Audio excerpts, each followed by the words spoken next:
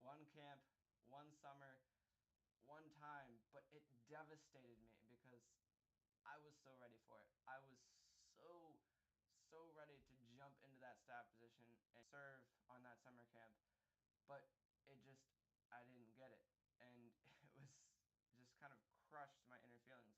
I didn't know if I wanted to apply again the next year. I didn't know what I was going to do at that point. I didn't even know like if I was right for that as a career. Am I going to be able to staff anything as a career? Like what is my life going that I can't even make the summer camp that I knew I was overqualified for, and I saw the kids in that position and I denied that they were qualified for it. I was like, there's no way that these kids who are actually got the position were more qualified than me. No, no, no, no, no. I was more qualified. No, that's no.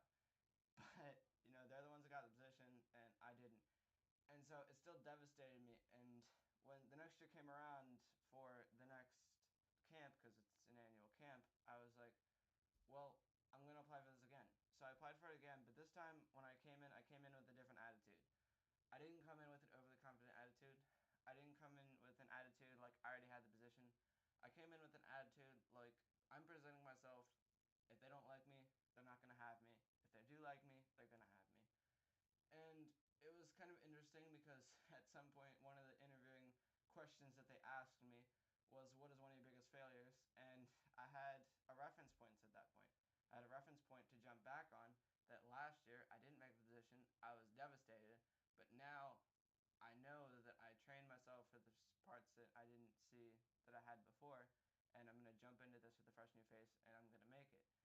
And so with that, I didn't quite get the position that I had wanted the year before or wanted that year, but I got a secondary position that I think actually worked better for me in the end anyways, because it was actually related to cameras, and I was doing public affairs for that, and that's just my forte. I like shooting things and showing everybody, showing the world the events that I go through.